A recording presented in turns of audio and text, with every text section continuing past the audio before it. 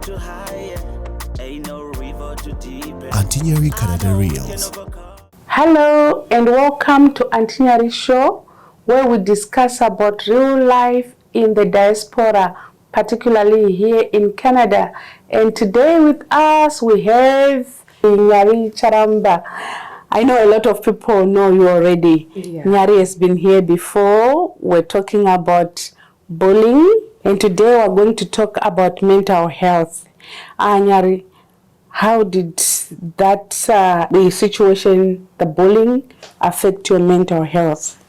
When I was younger, I didn't really have any knowledge about mental health, and I thought I was just sad. And that's something that a lot of people assume, and they don't want to touch on mental health because mental health is not taken as seriously from where we come from as well, right? Since I have my parents who were not raised around any resources to help them understand what mental health can do to affect their children, it was more so of a thing where they're like, oh, I think you'll be fine, you're just having a bad day. And that's something that really played into how I thought and how I tried to have a healthy relationship with my own mental health, but it ended up making it worse because if my mom and dad don't know about it, I can't expect to get any help that I think I need due to that. So there was such a big disconnect that had happened, which made me fall into a season of depression at a very young age. Depression, where we come from, honestly, we don't know about depression because we are used to persevere through hard situations. In fact, hardships is all we know. So no matter what we go through, we just have to learn to deal with it, pull through, and keep going. So in your situation, when you mentioned the word depression, how did you know that you had the depression? Were you diagnosed by a doctor? What happened? So before I got my diagnosis on my depression, I noticed that when I got sad, I wouldn't want to get out of bed. I didn't want to take a shower. I didn't want to brush my teeth. I didn't really feel like doing anything. And the only safe space I had for myself was by myself in my room.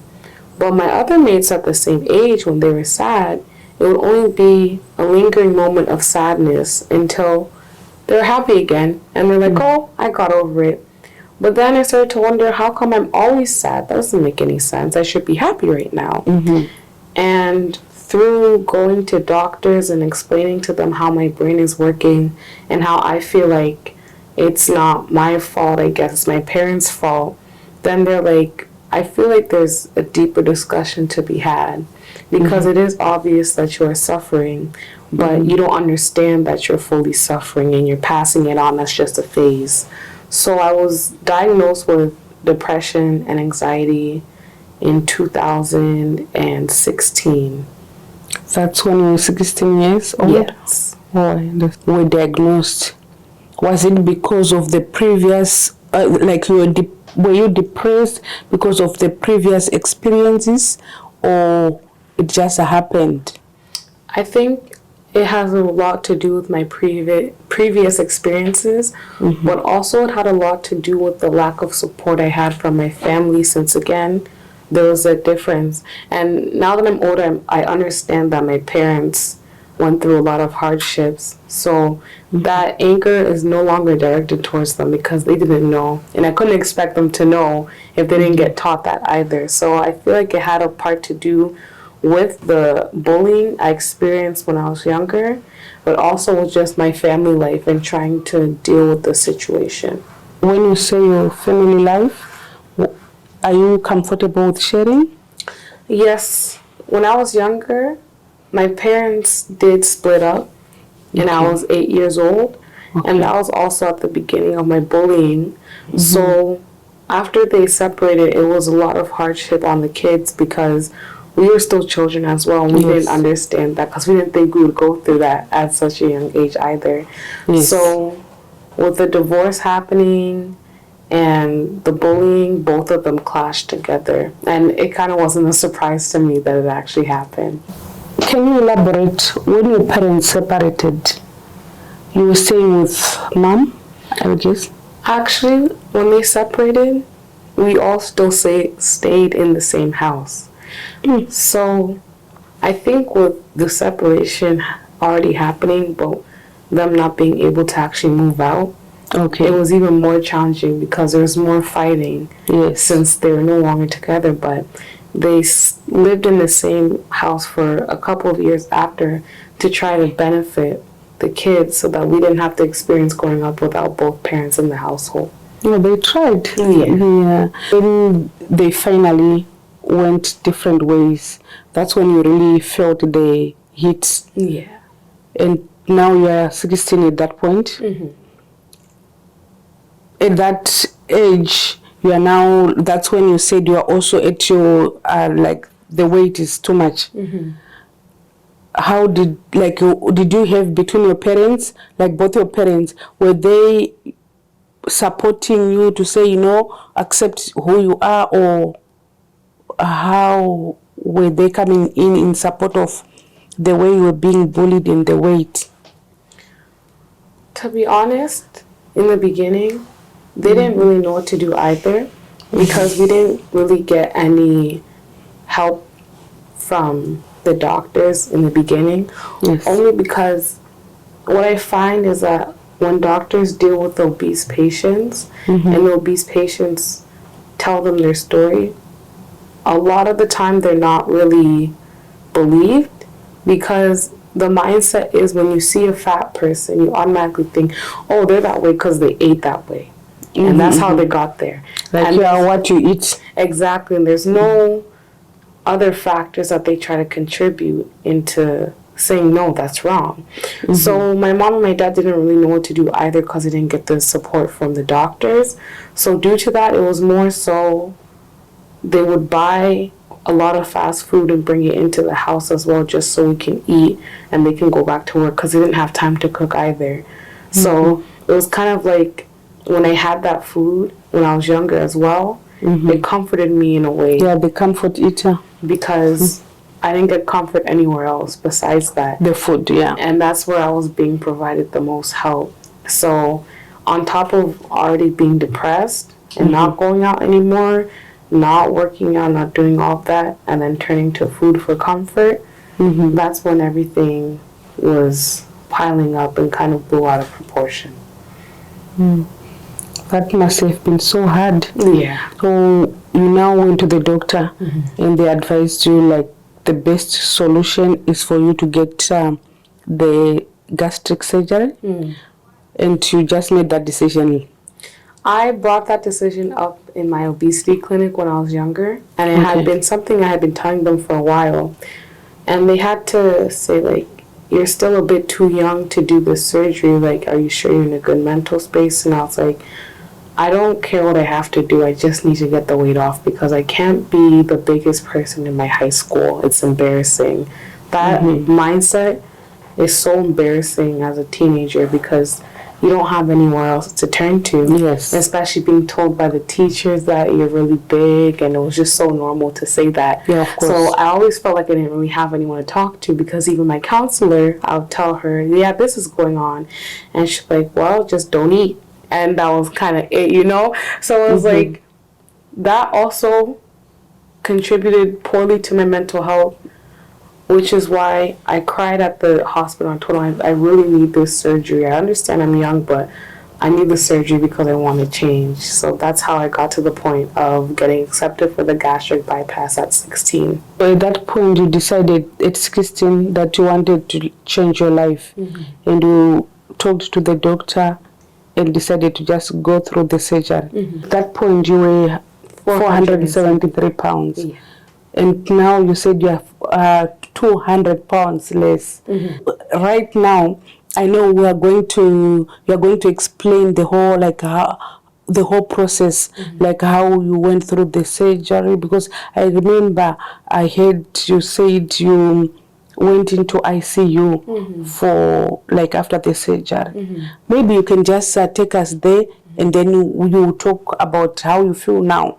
Yeah. So going into the surgery, my mind at the time I was still sad, but I had a circle of doctors around me to help me, since that was the same time I got diagnosed with my depression. So my mental health at the time, it was getting better from where I was before. I had my first gastric bypass surgery on May 28th, 2018. You had 2 surgeries? Yes, that's how I got admitted to the ICU the second time, only because the first time they gave me the surgery, it went fine, but I ended up waking up in the middle of the night because something didn't feel right. And I kept telling the doctors I don't really feel good, and the doctors were like, oh, just go to sleep, you'll be fine. You were still in the hospital? Yes. Oh, okay, I get it. I was in the bed and just something felt wrong, and I was fighting with the doctors because I said, I don't feel okay. And when my blanket was lifted off of me, they saw that I had been sitting in a pool of my own blood. But they didn't know how long I had been sitting there, but that wasn't supposed to happen since the surgery site was on my stomach, so they thought I was internally bleeding. And I had to get taken for a second emergency surgery so they could see what was going on. And I ended up having to get a blood transfusion because I had lost a lot of blood. A lot of blood, yeah. And that's how I ended up in the ICU. So I should have only stayed in the hospital for about 24 to 48 hours, but I ended up staying there for 2 weeks. Wow. After the surgery, what changed positively or negatively that you want to share with us? At first, it was hard to adjust because I had to learn how to walk again as well. And that was really hard on my mental health because that was a feeling I never thought I would have to feel before. But after I started noticing losing the weight, I found that a lot of people in high school who used to laugh at you, laugh at me and make fun of me, I found that they started talking to me more. And although that did make me kind of happy, people wanted to communicate with me, it made me sad because I was like, was I not the same person I was? And I don't think that my physical should justify or affect how you view me. So it was kind of overwhelming to get that response from people because I would think, you used to bully me for my weight, but now you want to talk to me and you want to become friends, but how am I supposed to know this is real and it's not fake just like the other time? But on the positive side, I felt so much more lighter and so much more better with how I can do other activities, even as simple as getting off the floor or bending down on my knees, because that's been something I've struggled with for a very long time. And I still struggle with it today. But after my gastric bypass, I felt so much more free to move and dance and do activities that I always enjoyed doing. So that's how I went from that sad place in my life to try to be more confident. I posted videos of myself dancing because dancing was the other source of weight loss that I had that I actually enjoyed. Yeah, it's good to do what you really like doing. So I told you before that I watched some of your videos and you're such a dancer. Have you gotten anything like, some gigs somewhere, like, With my pages, it took a while because it was new for a lot of people to see someone like me putting myself out on Instagram or TikTok or YouTube on that platform and not really showing that I cared about what others were saying about me. And through that, I was able to do tours in the U.S. for like club nights and performing and hosting them. Or I got accepted to dance competitions finally, which had been a dream of mine for a very long time. And now that I've achieved all of that, I still want to build up my goals and build up to where I can get to, because I still want to be a singer and a performer. You sing as well? Yeah. Oh, I never saw you. What do you like? What kind of music? At first, I started singing in church because that's another place I did find comfort when I didn't have anything else, sing hymnals. But then through that, I just started singing songs that I really like and enjoy online. So nice. As I grew up, I was like, I want to do this for a living. I want to do this for a career because... Entertainment. Exactly, because through my story, I've always told people, the one message I want to get out there to the world is that regardless of who you are, regardless of what you look like, you can do anything. Yes. As long as you put your mind to it and you keep a positive mindset, you can do anything that you want. Doesn't matter if you're big or small. Anybody can achieve the same goal as long as you work towards that. Yes. And with my social media, I've been able to spread that message to a lot of younger women like me and a lot of younger girls like me. Yes. And it just always makes me so happy to hear that. So that's when I knew with my weight loss, I want to make sure I'm able to document this, even when I get to my lowest weight, to be able to continue sharing my story. So you're still losing the weight? Oh, nice. So, like, have you changed also, besides the surgery? Have you also, like, are you doing, like, some diets or, like, walking? What else are you doing? Basically, what I've learned is that if you force yourself to diet or you force yourself to exercise, you're going to hate it because it's going to be something that you just think negatively about because that's the lifestyle you're conforming yourself to. But basically what I've been doing for a while is the only 2 things I tell myself is to go outside for a walk for 10 minutes with my music and then dance for a little bit, record my videos. And if I want to eat something within a calorie deficit and keep at that. Because although... So be consistent. Yes, because consistency is really key. And if you don't stay consistent, that's when you fall back into the place where you're like, oh, I don't think that I can do that because it's been 5 days and I still feel like this. If you stick to one specific routine that you have that's easy enough for you to not hate, within 3 months, you already see a new person. Oh, that's good. So, in other words, you said you are also telling us that it's just good to to believe in yourself, like just be confident, accept who you are. Oh, that's good.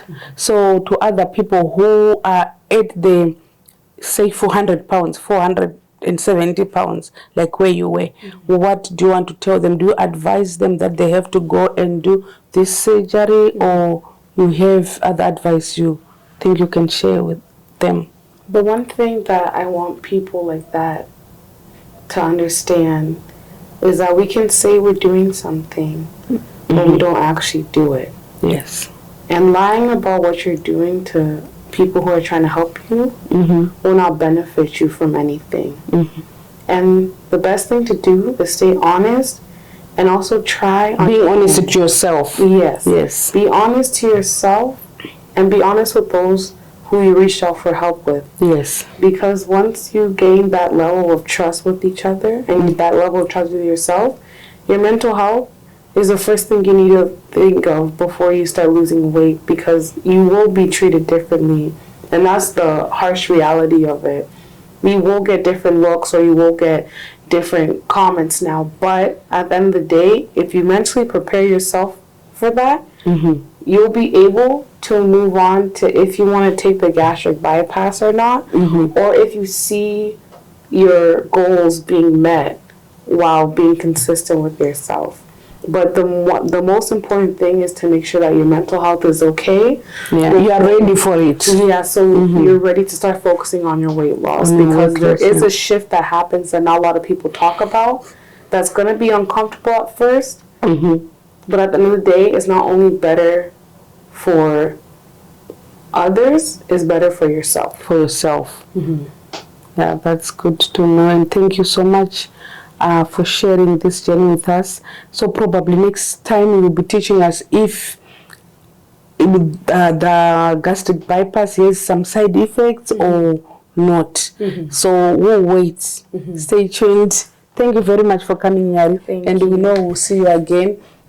To our viewers, thank you very much for watching, and we really do appreciate you. Share, like, and subscribe. And see you again next time. Thank you.